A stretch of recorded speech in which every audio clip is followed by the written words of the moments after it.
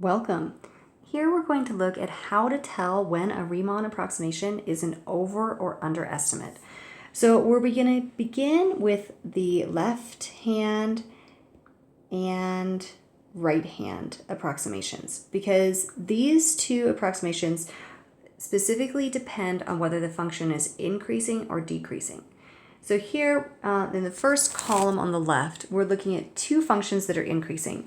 This top function, I'll call this number 1, and the bottom function number 2.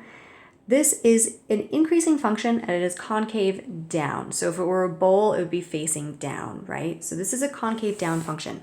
The left and right hand approximations do not care about concavity. They only care about increasing or decreasing. The midpoint deals with concavity and we'll get to that in a second. But for the left-hand approximation, I have an increasing function. So I'm always taking the leftmost point. So if I'm making little boxes here, in order to approximate this, my points that I take are always on the left-hand side. And for that reason, because the function's always getting larger and larger, I'm always going to have these little gaps. So my estimations are always going to be too low. So when a function is increasing, the left-hand approximation is an underestimate. And that is true regardless of the concavity. If I look at equation number, or drawing number 2 here, graph number 2, I'm still taking my heights from the left-hand side, which means that I'm still always beneath the curve as I move along, okay? So the left-hand side is an underestimate. Still looking at the increasing functions, which are drawings number 1 and 2. If I'm looking at the right-hand side, well, in that instance, then I will take the rightmost point, the rightmost height for each of those intervals. So the rightmost height is always going to be larger because the function is increasing. So over time, I'm always increasing. So it's always above the line. The boxes are always above the line. And again, that's true regardless of what the concavity here is. If I look down at the second graph, that black drawing is the right-hand approximations, and they're always above the line. So the right-hand side is an overestimate when the function is increasing.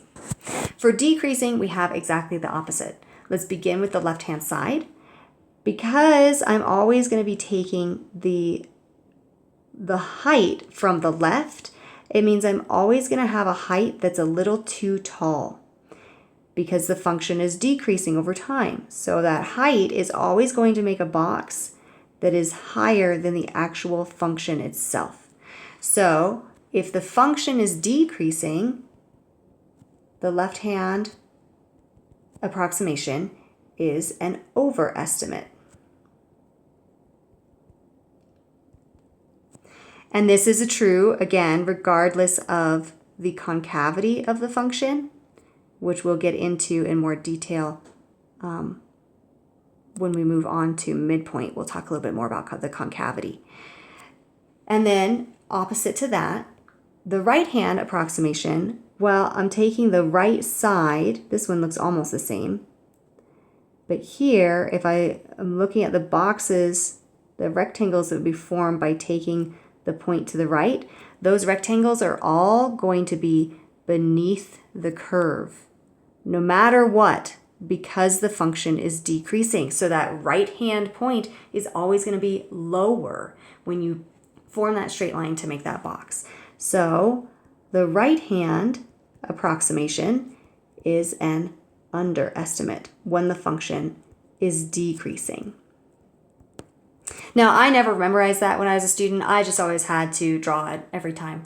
So I would just draw something that was increasing, and then I'd draw my left hand and draw my right hand, and that would help me. But that is what you're looking at there. So now let's scroll down and talk about midpoints.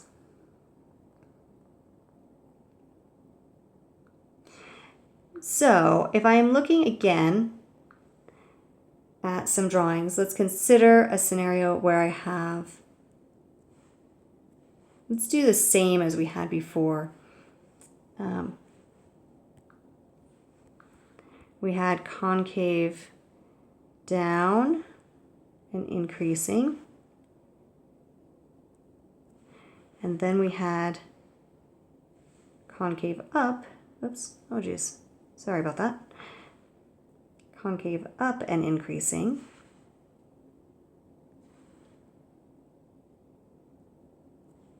And then we had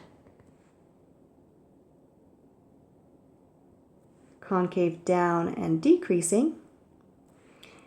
And then we had, or sorry, did I say increasing? I meant decreasing. And then we had concave up and decreasing. Okay, so here are again our 4 scenarios. And in this situation, then what we want to talk about is the midpoint. So the midpoint, whether it's an over or under approximation, depends entirely on whether the function is concave up or concave down. So in these top 2's, I'll call them number 1 and 2, both of those are concave down. And the bottom 2 here, we'll call it 3 and 4, these are both concave up. One of them goes up, is increasing, and one of it is decreasing, but that doesn't matter for midpoint. That only matters for left and right hand. So if I'm drawing my boxes in this scenario, I'm taking the midpoint as my height.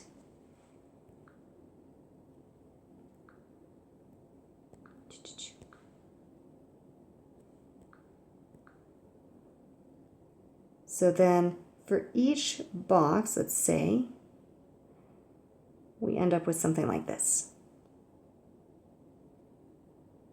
Okay, so that's what my midpoint looks like. Let's do just a brief discussion of some trigonometry. So if I have here, this box is black. It is a rectangle.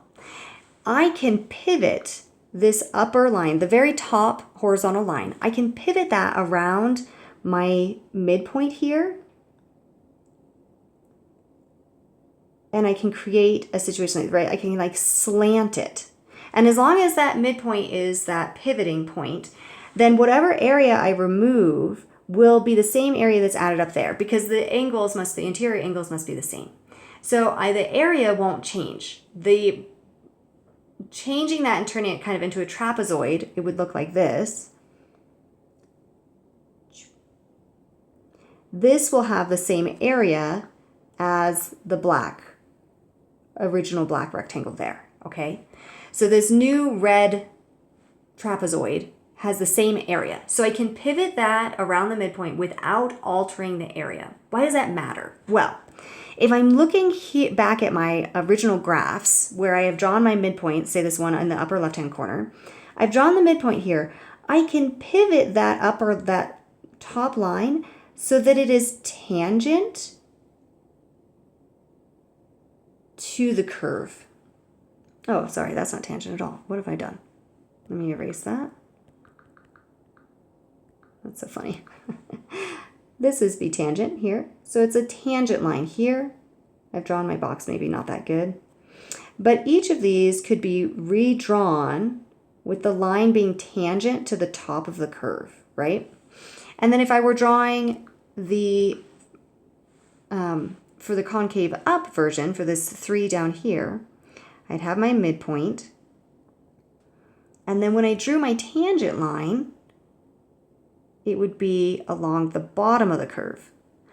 So for each of these, the midpoint will be an overestimate if the tangent line is on top of the curve. So for concave down,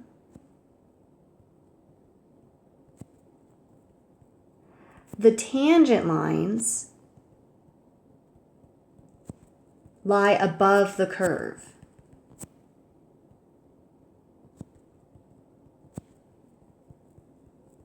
Because the tangent line is above the curve, this means the midpoint estimation is an overestimate. So that's true for these two top scenarios where the curve is concave down. It doesn't matter if the curve is increasing or decreasing. It matters about the concavity. Then if I'm looking at the lower two, my bottom two scenarios here where the curve is concave up, if I'm drawing my box, here's my midpoint, and then I draw a tangent line at that point, that tangent line lies below the curve. So I'm always going to be like a little bit under what I need. Because it's below the curve, the midpoint is an underestimate in that situation. So for concave up,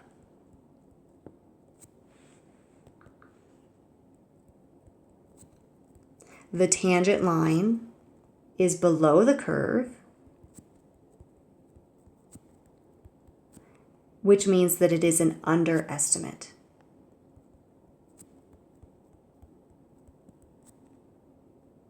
So the midpoint estimation is an underestimate.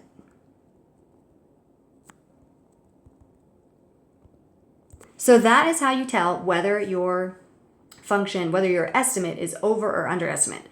If you happen to have a mixture, I don't think that this will happen in an introductory level, but let's say we were drawing something where you had a more complex function.